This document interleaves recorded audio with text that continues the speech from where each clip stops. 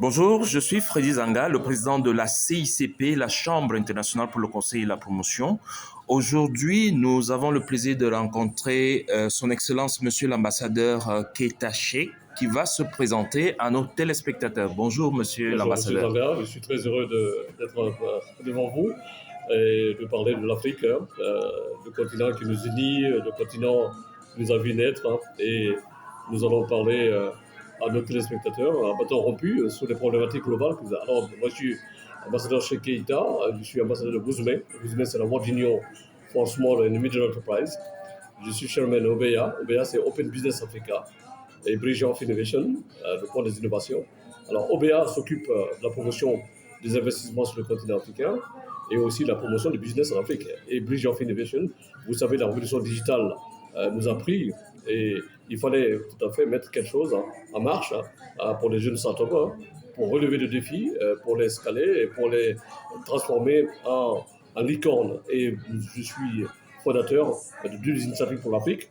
L'initiative SafeMoi, c'est une initiative qui est la coalition pour l'éradication des faux médicaments en Afrique, et une deuxième initiative qui s'appelle l'OPND, l'Observatoire panafricain numérique pour le développement. Alors, tout ça, j'ai pris ces initiatives parce qu'il fallait apporter sa contribution sur les domaines très importants sur le continent africain où j'ai vu qu'il fallait absolument apporter ma contribution. Et au regard de toutes ces casquettes, et ça fait plusieurs années qu'on se connaît. Bien sûr. Aujourd'hui, qu'est-ce que vous pouvez vous tirer comme conclusion? Est-ce que ça avance? Est-ce que ça avance doucement? Est-ce que ça avance rapidement? Vous parcourez le monde entier pour porter la voix de l'Afrique. Il est très difficile de dire la conclusion, c'est-à-dire on avance et la bonne et meilleure nouvelle du monde, c'est que le monde a changé et l'Afrique est devenue une opportunité pour elle-même et pour le monde. Les fils d'Afrique ont compris qu'aujourd'hui, il faut apporter sa contribution nécessaire au développement des investissements sur le continent et voir avancer pour valider les convergences économiques et politiques sur le continent. La principale préoccupation pour l'Afrique, c'est le financement, c'est l'investissement. Or, au regard de ce qui se passe dans un certain nombre de pays africains, on a l'impression que ça ne bouge pas beaucoup. L'investissement n'est pas au rendez-vous. Qu'est-ce qui peut expliquer ces difficultés à créer un véritable plan Marshall pour le continent africain? Écoutez, la problématique des investissements et des financements, c'est une problématique globale. Vous savez, pour investir dans un pays, il faut de l'assurance, il faut la donne économique, il faut aussi la donne qui permet à quelqu'un de valider qu'on a la potentialité possible pour investir dans ce pays. Donc, je veux dire, il y a deux phases de travail. Le travail de nos gouvernements et le travail de celui qui a pris son temps pour essayer de voir dans quelle mesure il peut investir dans un pays. Et cela, c'est très important parce que nous devons faire notre travail à nous et les autres aussi doivent faire leur travail. C'est-à-dire, comme on dit, il faut balayer devant sa porte avant de recevoir une personnalité ou un étranger qui arrive dans le pays. Donc, nous devons absolument travailler pour rassurer les personnes qui viennent dans le pays, pour les offrir un univers, une modalité et aussi,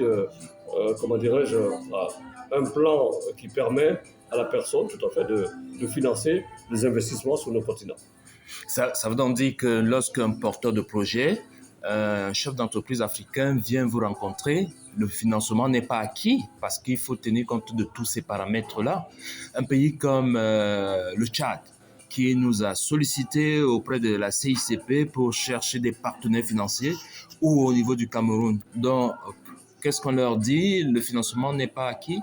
Non, les financements ne sont jamais acquis, parce que d'abord, il faut travailler le dossier sur lequel on va apporter le financement. Et même au niveau des banques, les grandes banques africaines, comme la banque Labad, comme la CFI, ont assez de problèmes aujourd'hui en Afrique pour essayer de décider sur le projet. Parce que si le projet est bien structuré, elle est potentielle, elle est potable, on peut se permettre de valider ce projet-là. Mais si le projet n'a aucune visibilité et elle n'est pas bien montée, il est très difficile de décider sur ce projet. Mais il y a une avancée notoire. Il y a des cabinets aujourd'hui qui accompagnent les États. Alors, si l'État n'a pas un cabinet spécialisé pour le permettre d'être accompagné positivement pour le montage de ce dossier-là, il faut le faire. Parce que, si vous voulez, c'est comme si on parle de soi-même pour un CV devant un employeur. Vous devez pouvoir prouver que vous avez apporté votre capacité, votre expertise dans un service donné, dans un boulot qu'on vous propose. Et c'est la même chose pour le financement.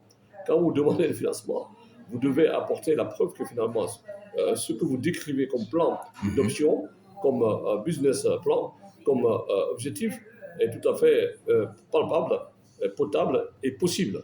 Donc à ce niveau-là, les dossiers sont bien faits et le financeur, celui qui va prendre la décision, trouvera les éléments potentiels pour dire que c'est une assurance globale, nous pouvons financer le projet.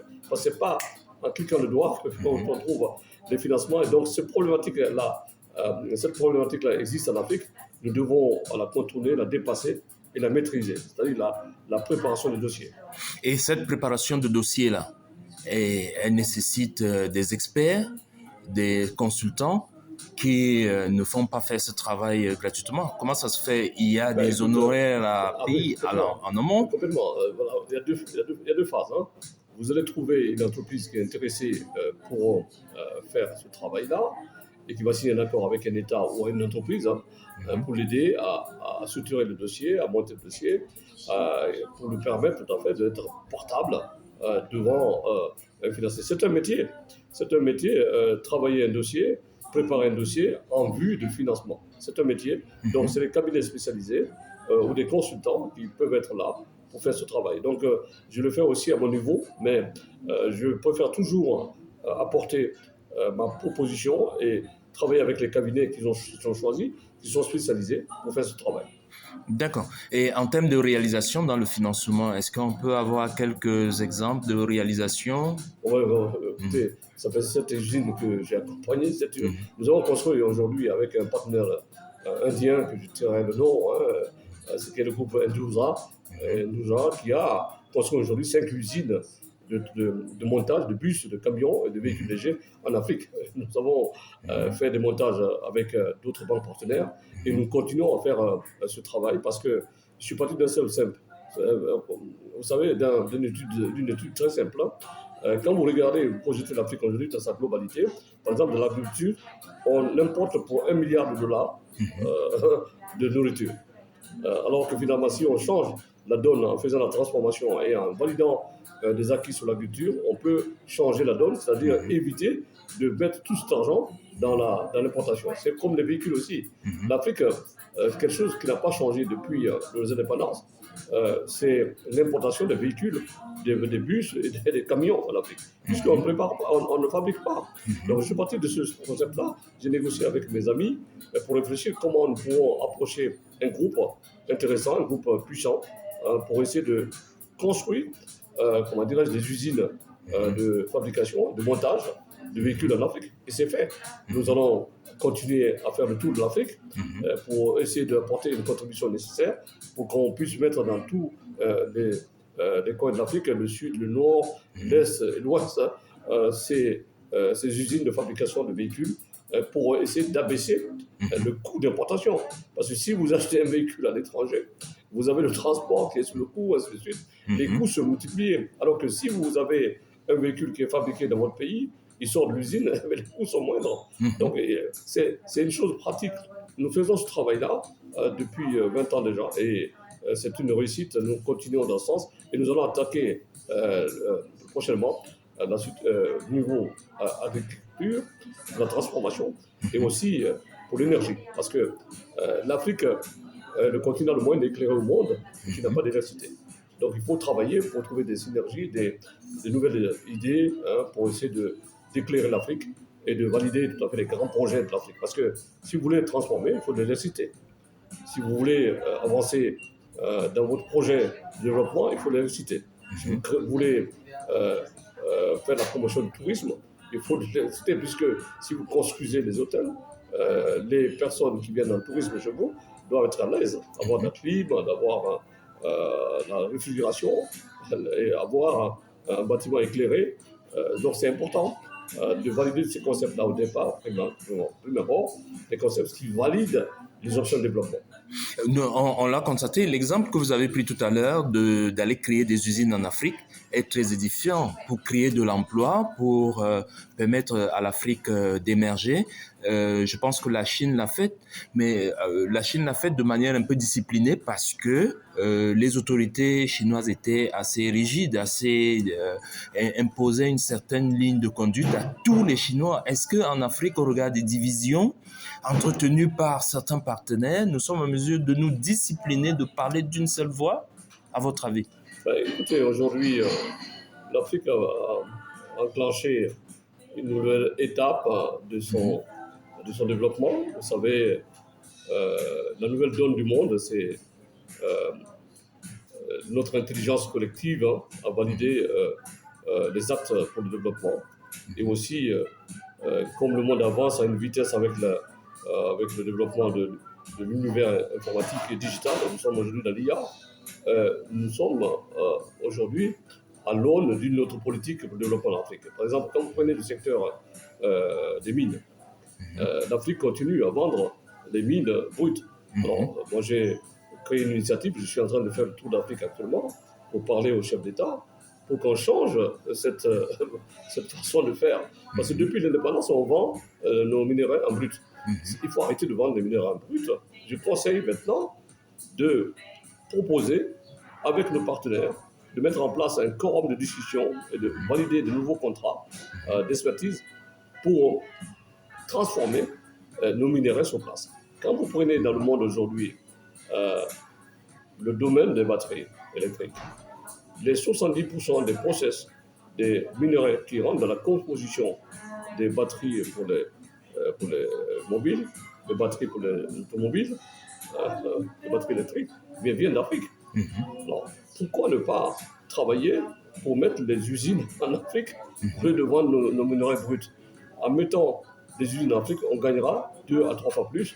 Donc, la convergence économique aujourd'hui et la solution et les décisions qu'il faut prendre pour développer l'Afrique, c'est la transformation. Si on ne transforme pas, nous ne pouvons pas être au niveau des pays qui sont développés aujourd'hui. Si vous voulez gagner de la ressource, transformer votre pays, parce que vous gagnez, si vous transformez, vous mettez des usines sur vous pour le transformer, vous gagnez en 3 temps. Vous gagnez pour l'expertise humaine, puisque vous allez former vos jeunes vont trouver du travail, vous allez créer de la ressource, personne ne prendra le bateau pour aller mourir sur l'océan, puisque, vous savez, les gens prennent l'océan souvent pour partir parce qu'ils ont perdu l'espoir. Ils se disent, je n'ai pas d'espoir dans mon pays, je vais aller dans un autre pays. Et ça, il faut que l'Afrique le comprenne. Il faut valider et créer l'espoir à tous ces jeunes-là qui partent. Mais s'ils ont du travail, mais si vous avez du travail, vous êtes content de rester dans votre pays.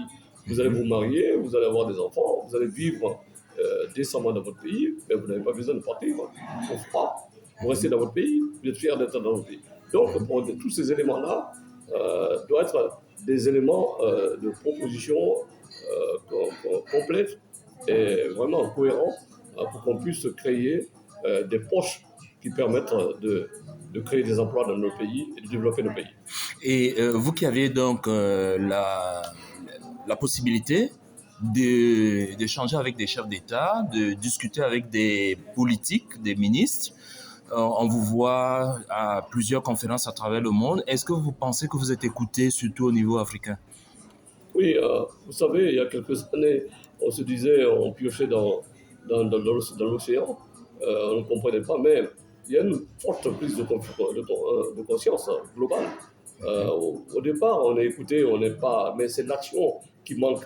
Vous savez, si vous apportez de très bonnes idées à un gouvernement, ils ne sont pas bêtes, ils comprennent que finalement, leur problématique à eux-mêmes, c'est résoudre les problèmes, parce que l'Afrique aujourd'hui, dans sa globalité, c'est un continent qui émerge et qui est en train de se développer et qui est en train de changer. Et il y a une problématique globale qui est difficile à gérer pour les chefs d'État, c'est la problématique de la jeunesse. Vous savez, la jeunesse devient un atout pour un pays mais ça devient aussi une bombe, un retardement pour un pays. Mhm. Parce que si vous ne servez pas votre politique en direction des jeunes pour essayer de valider des objectifs de développement durable, pour transformer, pour changer la donne, pour donner la possibilité à ces jeunes de trouver du travail, mais vous êtes assis sur une bombe. Les Mhm. jours qui vont se révolter, ils vont tout détruire. Parce que c'est ça qu'il faut éviter. Donc aujourd'hui, il faut sentir, comment dirais-je, cette tension qui est existante et qui est muette, mais pour essayer de projeter des synergies qui nous permettent de bâtir un monde nouveau en construisant des éléments pour essayer de réaliser des projets qui peuvent associer ces jeunes au travail, parce qu'il faut travailler. Le travail, c'est l'élément essentiel d'évolution sociale de la Mhm. vie. Et au jour d'aujourd'hui, quels sont, on va dire, les 5 pays qui vous semblent être des modèles, des exemples de développement, d'émergence en Afrique? Bah, écoutez, vous savez, ça n'a pas beaucoup changé, hein. Vous avez les pays anglophones qui sont quand même à très haut niveau parce que Mhm. leur façon de voir, leur modalité d'exécution et leur masse globale des gens formés Mhm. dépasse largement les pays francophones. Et ils ont compris très vite que le développement de la technologie digitale est un atout pour les pays. Donc, Mhm. beaucoup de pays anglophones ont envoyé leurs techniciens formés à l'étranger, sont venus aujourd'hui. C'est pour cela que, comme vous voyez l'Afrique aujourd'hui, les grands startups, ce n'est pas dans les pays francophones, c'est dans les pays anglophones, des startups Mhm. qui lèvent des millions de dollars. Mhm. Et donc, les pays anglophones sont aujourd'hui mieux placés que les pays francophones. Mais les pays francophones comme la Côte d'Ivoire, le Sénégal, d'autres pays bien gérés qui ont évité depuis un certain nombre d'années des coups d'État comme la Côte d'Ivoire, des pays Mhm. stables, aussi arrivent à talonner un peu au niveau en fait, de la convergence économique Mhm. ces autres pays-là.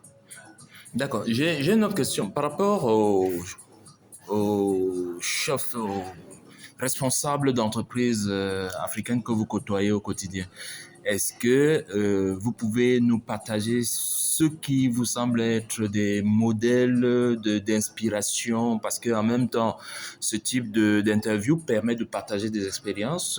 Est-ce que vous avez quelques Oui, personnes inspirantes?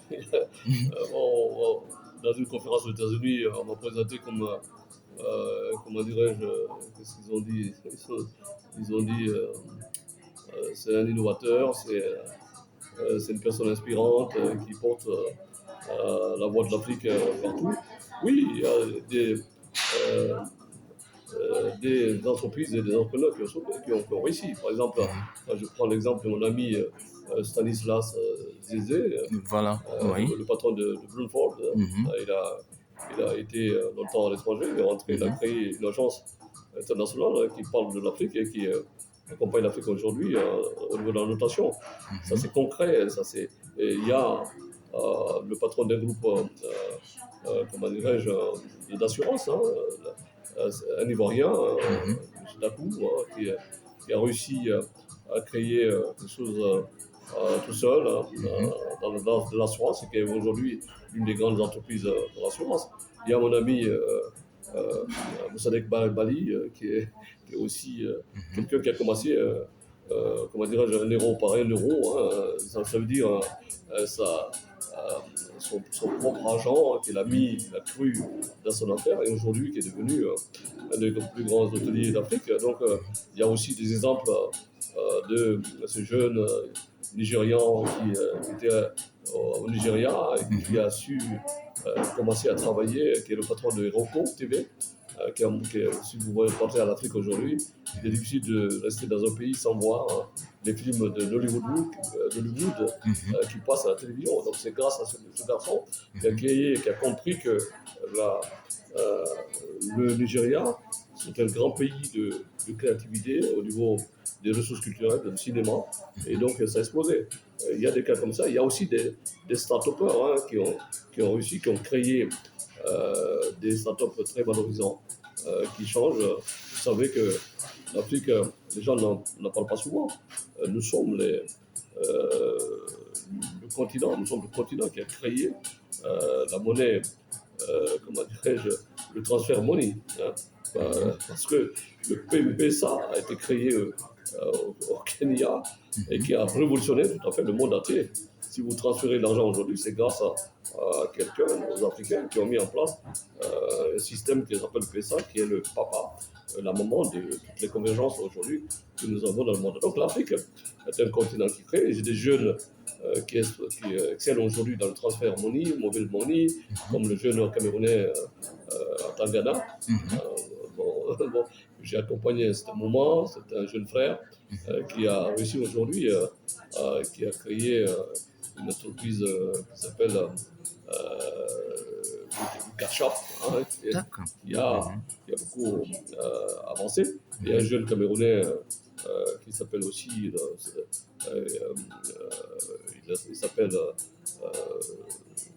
il a un nom, son nom ressemble beaucoup à Madiba. Il s'appelle Madiba, qui est dans la création des jeux vidéo, qui cette fois-ci donne une option sur la culture africaine et qui montre comment dans les jeux, les héros africains et tout ça. Donc c'est des idées qui émergent et qui peuvent être des choses extraordinaires et importantes pour notre jeunesse. Et comment expliquer que la jeunesse africaine soit la plus nombreuse à vouloir justement immigrer? Est-ce qu'il n'y a pas des réalités peut-être qui nous échappent? Ben, c'est ce que je disais au départ. Vous savez, l'Afrique, le plus grand challenge des chefs d'État et de nos continents, c'est créer de l'espoir, recréer de l'espoir. Parce que si vous perdez de l'espoir, vous vous dites, je ne reste pas chez moi parce que je n'ai plus d'espoir, donc je pars. Donc si vous créez de l'espoir, les gens restent. Mais ce n'est pas l'espoir seulement que vous créez, c'est créer de l'espoir avec des actes. Vous allez créer des entreprises, créer des usines, créer des écoles qui forment et qui valorisent et qui impactent. C'est-à-dire qu'il faudrait que quelqu'un qui vit dans ce pays voit qu'en l'espace de 5 à 6 ans, mon pays a changé. Bon. Donc une grosse responsabilité des politiques. Mais bien sûr, il faut une certaine liberté, il faut qu'on crée la démocratie réelle dans notre pays, il faut qu'on crée les poches du développement économique. Parce que ce n'est pas la politique qui finance l'économie, c'est l'économie qui finance la politique. Donc il faut miser sur le développement des entreprises et des entrepreneurs dans le pays. Il faut qu'on révise les codes d'investissement des pays pour que les codes d'investissement soient attractifs. Il faut qu'on révise les taxes des banques au niveau des intérêts, parce que quand vous allez en Afrique, vous demandez un prêt, on vous dit on est à un taux de 11 à 12%, c'est incroyable. Il faut que les États régulent pour qu'on puisse avoir des pays où c'est possible, tout simplement. D'accord. Vous avez assisté il y a quelques jours à une conférence sur l'agriculture et la formation, l'auto-emploi. Et quand on se rend compte que l'Afrique, c'est un continent où il y a beaucoup de terrain cultivable, mais qui n'est pas exploité, qu'est-ce qui peut expliquer qu'on n'ait pas suffisamment de prise de conscience pour exploiter ces espaces-là? On continue de cultiver à la houe? Est-ce que c'est parce qu'on n'est pas conscient en Afrique de potentiel agricole que regorge le secteur? Non, écoutez, la problématique agricole, elle est vraiment réelle en Afrique, parce qu'il est inconcevable qu'on continue à importer pour 1 milliard de dollars chaque année en Afrique. Donc on pourrait faire autrement. Regardez, un pays comme l'Ukraine, elle a 600 890 hectares de superficie, de superficie. Et l'Afrique, on a une superficie globale de 30 millions d'hectares. Et l'Ukraine produit plus que l'Afrique. et nous avons 10 fois, 20 fois, 30 fois de superficie. C'est simplement, nous avons raté le coche, c'est-à-dire nous n'avons pas pu mettre en place des stratégies pour l'agriculture. Parce que j'ai l'habitude de dire aux gens, si vous voulez gagner une guerre, il faut préparer la guerre. Ce n'est pas quand les bombes tombent que vous allez commencer à vous débrouiller pour vous... Ouais, non, il faut préparer la guerre pour gagner la guerre. C'est la même chose. Il faut que les États prennent la responsabilité de savoir que finalement, les populations augmentent chaque année. Et pour cela, la problématique globale, c'est celui de la nourriture. Mais pour résoudre la problématique de la nourriture, ça ne tombe pas du ciel. Il faut valoriser l'agriculture. Valoriser, je dis bien valoriser. Et puis développer. Parce que valoriser, pourquoi? Parce qu'en Afrique, souvent, les gens pensent que l'agriculture, c'est pour les pauvres et c'est pour les vieux. Mais il y a beaucoup de gens en Afrique qui passent ça. Alors quand je passe, ça m'amuse. Parce que bon, je vis longtemps en Europe. J'ai parcouru les États-Unis, le Canada, mais la France, la Pologne, toutes les familles, les plus grandes familles, les plus riches, ce sont des agriculteurs. Parce que l'agriculture, c'est un métier qui marche. Donc il faut qu'on la valorise. Ce n'est pas les vieux en Afrique qu'on doit voir dans l'agriculture. Il faut que l'Afrique propose un élan pour la jeunesse, pour que les jeunes soient agriculteurs. Alors, je disais dans une conférence, j'ai reçu un award il n'y a pas longtemps au Maroc. On m'a décerné à l'occasion de la Semaine africaine des solutions un award pour le Grand Prix de l'engagement pour l'Afrique. Je suis très heureux. Mais je dis, j'aimerais bien voir quand est-ce qu'on va commencer à donner des awards aux jeunes entrepreneurs qui sont dans l'agriculture et qui produisent 150 000 tonnes ou 1 million de tonnes de bananes ou de patates, enfin, pour la transformation. C'est ce qu'il nous faut pour que l'État donne une certaine envergure pour que les gens décident d'aller dans l'agriculture. Parce qu'en Afrique, il n'y a pas plein de gens qui sont prêts à aller dans l'agriculture. Alors que finalement, c'est une source rentable, économique et financière. Donc, il faut absolument qu'on incite les gens, les femmes, les jeunes, d'aller à l'agriculture et donner des prix pour des gens qui travaillent dans l'agriculture. Donc, et puis, mettre en place une stratégie globale pour essayer de créer une dynamique vers l'agriculture. Peut-être lié aux difficultés qu'on rencontre dans le secteur agricole. Quand on est à une certaine distance des métropoles, pour évacuer la production, c'est tout un problème. Et donc, ça n'encourage pas. Et les outils utilisés pour cette culture-là participent à décourager davantage. Oui, alors, vous savez, ce que je disais, pour gagner une guerre, il faut la préparer. Vous ne pouvez pas réussir dans l'agriculture si vous n'avez pas mis en place, par exemple, une certaine organisation au niveau du transport. L'Afrique, je le disais dans une conférence, à l'occasion de la conférence des chemins de fer à Johannesburg, en Afrique du Sud, je disais que je me suis rendu compte en lisant et en regardant l'économie de l'Afrique que nous avons fait une grande erreur après les indépendances. Quelles sont ces erreurs? L'erreur était de penser que nous allons construire des routes pour essayer de mettre les camions sur les routes pour transporter les marchandises et les bagages. Non, ce n'est pas ce qu'il faut faire. Parce qu'il fallait choisir de faire les chemins de fer. Parce que quand vous prenez l'exemple de tous les grands pays du monde qui sont développés, comme l'Angleterre et autres, mais ils ont commencé par le chemin de fer. C'est le moyen le plus simple et le plus facile de transformer beaucoup, de transporter beaucoup plus. Et puis quand vous mettez une ligne de chemin de fer, mais ça dessert beaucoup de régions. Et donc tout le monde n'y prend pas. Et alors que finalement en Afrique aujourd'hui, nous avons décidé depuis l'indépendance de faire des routes. Et les routes parfois sont pas bien entretenues, c'est très coûteux. Et parfois les routes sont accidentées, oxygène, il y a beaucoup d'accidents. Alors, beaucoup de camions ont créé aussi de la pollution, parce que ces camions-là sont parfois diesel et autres, c'est nitrate. Ça crée beaucoup de problèmes de santé publique. Donc, ce n'est pas intéressant. Et le coût, savez-vous, 1 kilomètre de goudron, c'est $1 million pour faire 1 kilomètre de goudron. Donc, c'est pas possible. Ce n'est pas possible. $1 million pour 1 kilomètre.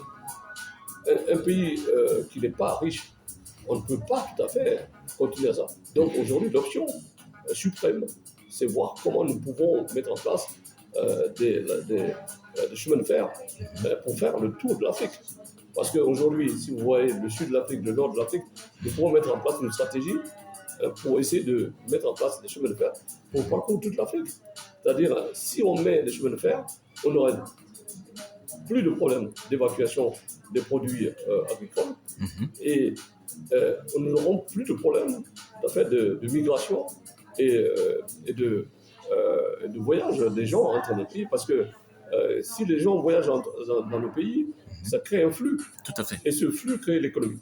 C'est pour cela que lors d'une conférence, j'ai demandé à ce qu'on supprime les visas entre les pays africains. Il faut que les gouvernements avance dans ça, parce qu'il ne s'agit pas de supprimer les passeports. Bon, parce qu'il faut toujours voir dans quelle mesure on peut mettre en place quelque chose pour suturer, contrôler l'entrée des gens. Mais les visas, quand même, entre les pays africains, bon, nous avons déjà notre visa, c'est notre couleur. Nous sommes africains. Notre africanité, c'est un visa. Ça doit être un visa pour faciliter les choses, et cela peut créer des mouvements. C'est-à-dire que vous voulez créer une entreprise au Sénégal, vous êtes Camerounais, mais vous arrivez au Sénégal, vous n'avez pas besoin de visa, vous vous installez, vous créez de la ressource. Le Bénin le fait déjà très bien. Je pense aussi au Sénégal qui nous a accueillis et qui nous a montré des zones franches où on peut s'installer sans beaucoup de démarches administratives. Oui, c'est une première. Et d'autres pays comme le Seychelles, comme d'autres pays ont aussi abondé à ça. Vous savez, on évolue dans notre façon de voir la vie aujourd'hui et les décisions des pays changent petit à petit. Savez-vous que depuis des années, je parlais dans mes conférences au niveau de l'accession à des afro-descendants qui sont nés dans d'autres pays. Parce que l'Afrique, en fait, quand vous regardez l'Afrique et son évolution, l'Afrique est le seul continent au monde qui a ses enfants partout dans le monde. Ça, c'est le fait de l'histoire. Le commerce triangulaire, vous allez trouver des Africains en Colombie, il y a des Africains même, comment dirais-je, en Argentine, et même en Inde. Et vous avez la plus grande partie aux États-Unis, parce que les Africains, les Nord-Américains aux États-Unis sont venus d'Afrique. Vous avez le Portugal, vous avez, pardon, le Brésil. Donc, il faut que l'Afrique puisse mettre en place une stratégie pour récupérer tout ça, ces gens-là. Mais si vos enfants sont partis très tard, sont nés ailleurs, si vous n'allez pas les chercher, ils ne viendront jamais.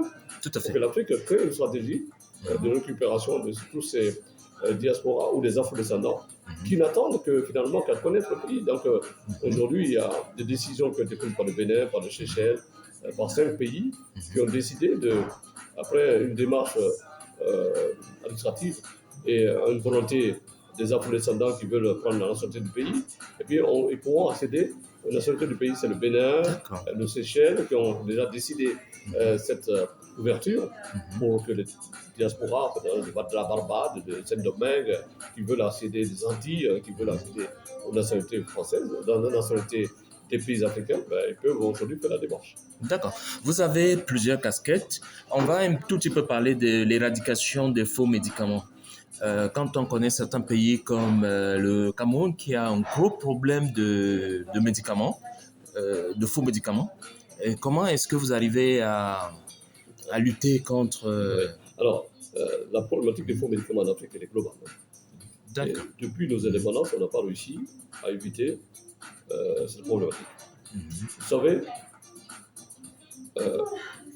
quand les médicaments sont très chers, l'Afrique achète les médicaments plus chers que tous les continents du monde.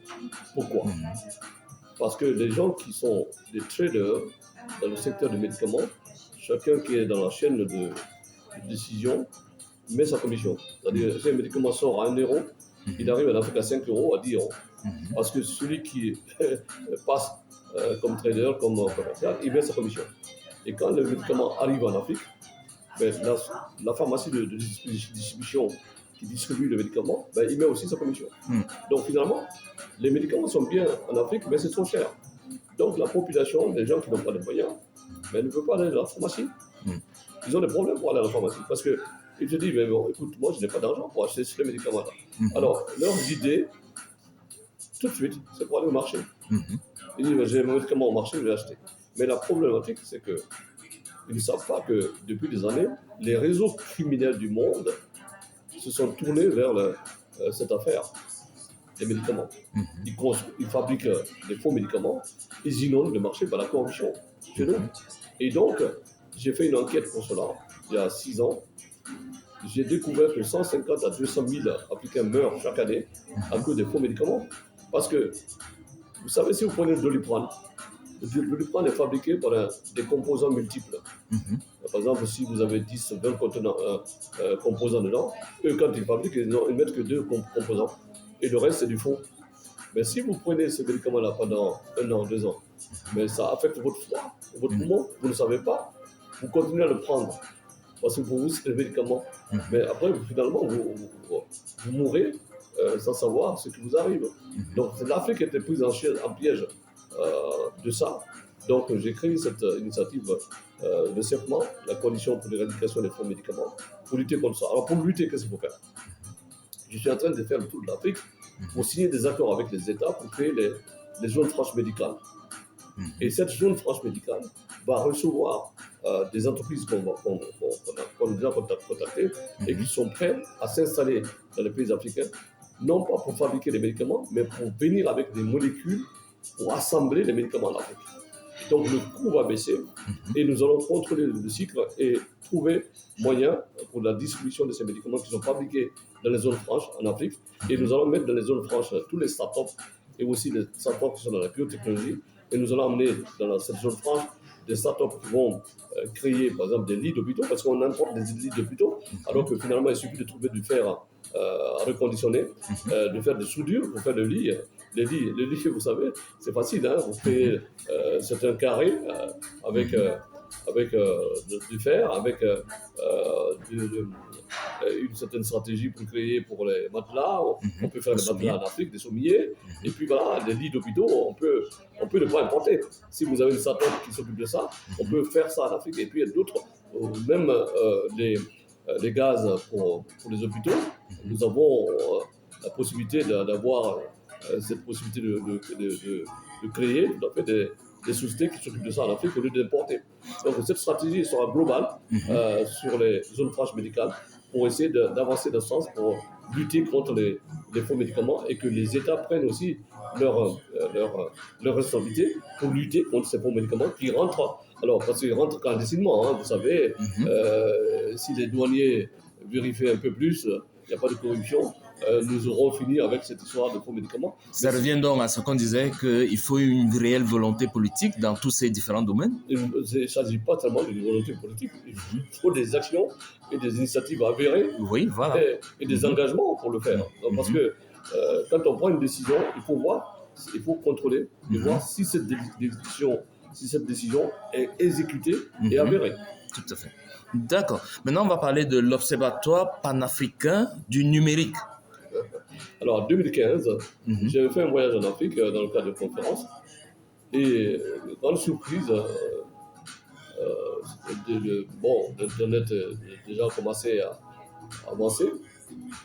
J'ai constaté quelque chose qui m'a surpris. C'est-à-dire, quand vous allez au Sénégal, le Sénégal est à côté de Gambie. C'est moins de 100 km de frontière. Ils sont aussi à côté de Guinée-Bissau, pas loin. Ils sont à côté du Mali, ils sont à côté de la Guinée, pas loin. Alors, tous ces pays-là, chacun a sa politique sur le digital. Je me dis, mais pour avancer vite, il vaut mieux qu'on se mette ensemble. Pour voir. Alors, j'ai fait des démarches, j'ai fait des enquêtes, j'ai parlé au directeur qui s'occupait de la promotion de l'univers informatique, des technologies de l'information et du digital dans le pays. Nous avons discuté à bâton rompu. Je suis parti au Sénégal, je suis parti au Bénin, je suis parti au Togo, je suis parti en Gambie, en Guinée. J'ai compris que finalement, chacun voulait absolument avoir sa culture. Alors j'ai dit, mais moi, comme vous n'avez pas le temps de penser à ça, moi je vais créer une structure qui permettra de rassembler et de vous donner la possibilité de vous rassembler pour travailler ensemble. C'est pour cela que j'ai créé l'OPND, l'Observatoire panafricain numérique, qui donne des perspectives d'évolution et de convergence entre les pays de collaboration pour décider ensemble notre option pour développer le digital. Et dans l'Observatoire panafricain numérique, nous avons créé une charte pour que les États puissent décider au niveau de leur Assemblée nationale pour mettre dans les constitutions que l'Internet et la communication Internet est un acquis premier, est une ressource première de développement, une ressource naturelle de développement. Et que finalement, si nous avons proposé que si quelqu'un fait ses études à partir de l'Internet, ou bien quelqu'un qui se soigne à partir de l'Internet, que ce soit free, gratuit, parce que finalement, cela lui permettra d'avancer. Ça veut dire former, se soigner, c'est des éléments essentiels. Alors tout ça, c'est une réflexion globale. Donc l'OPND, l'Observatoire panafricain numérique, nous avançons étape par étape. Il y a 27 pays qui ont signé notre charte. Nous essayons d'avancer. Nous allons faire le tour d'Afrique et nous allons continuer à proposer nos services pour mettre en place les zones franches médicales pour avancer. L'Observatoire panafricain numérique avance aussi avec des startups, puisque nous avons créé après le Bridge of Innovation pour travailler avec l'Observatoire panafricain numérique, le Fonds des innovations pour les startups, pour essayer de trouver des financements pour les startups et de les conseiller pour avancer. Tout dernièrement, j'étais à Montpellier, j'étais le parrain de la journée euro-africaine de Montpellier. J'étais le parrain de 25 startups venus d'Afrique qui sont venus pitcher. J'étais le parrain avec Mme Elisabeth Moreno. Nous avons reçu ces jeunes-là et pour leur permettre d'avoir accès au financement, pour qu'ils développent des stratégies de digital pour réussir dans leur activité multiple. D'accord. Notre entretien tire à sa fin. Est-ce que vous aurez peut-être un dernier mot, des perspectives, mot de la fin? Le mot de la fin, c'est dire que l'Afrique ne sera pas développée par une tierce personne ou bien un pays quelconque. L'Afrique sera développée par ses fils et ses filles. Il faut que les Africains sachent que finalement, c'est cela notre combat. Alors, la deuxième chose que je dirais, c'est que toutes les personnalités comme moi, comme vous, qui ont avancé dans leur vie, qui ont créé de la ressource pour l'Afrique, pour promouvoir les investissements, pour essayer d'aider l'Afrique à se développer, il faut que nous nous transformions en mentors. Parce qu'à quoi sert toute notre expertise si on ne la transmet pas? Il faut être ouvert, parce que mentorer, c'est projeter sur l'avenir. Mentorer, c'est pour transformer un idéal. Mentorer, c'est pour changer notre continent. Mentorer, c'est mettre les gens à la place de là où tu es, parce que tu as contribué à les changer et les transformer, pour avoir une Afrique plus forte, résiliente, gagnante et prospère. C'est ce que je pense. Et puis voilà, il faut que tout le monde s'y consacre. La nouvelle donne du monde, c'est notre capacité à générer l'intelligence collective pour qu'on puisse changer notre continent. C'est ça l'essentiel. On peut vivre en France, faire des choses pour l'Afrique. On peut aller en Afrique, faire des choses en Afrique. Mais le temps de la résidence en Europe est terminé. Je conseille tous les Africains à commencer à mettre un pied en Afrique pour qu'on puisse développer les secteurs essentiels. Et je continue à aider et à conseiller les États pour créer, chaque État doit créer une agence d'emploi dans les ambassades. Chaque ambassade, je parle de ça depuis 10 ans. Il faut créer des agences d'emploi dans les ambassades. Pourquoi? Parce que cette agence d'emploi permettra aux jeunes qui sont dans les pays, pour essayer d'attirer les jeunes qui ont fini leurs études, pour dire voilà, il y a un travail qui va se passer dans tel domaine en Afrique. Tout à Alors, fait. si vous êtes compétent, vous pouvez. Alors, ces jeunes-là peuvent aller à un endroit d'emploi français, qui sont en France, mais à un endroit d'emploi de l'ambassade pour comprendre l'évolution de leur pays. Certains pays le font déjà. Alors, le premier pays qui a fait, c'est ici d'ailleurs, j'ai été invité, c'est le Congo. C'est le Congo. C'est le Congo Brazzaville. Mhm. Et Congo, le c'est Sénégal Congo. aussi, là, dans le 18e, le 8e arrondissement, je pense. C'est ça. Et donc finalement, voilà, il faut qu'on avance dans ce sens et qu'on change vraiment, qu'on trouve des options pour aller ensemble et gagner. Voilà. D'accord. Sur ce, Excellence, Monsieur l'ambassadeur Keita, je vous remercie.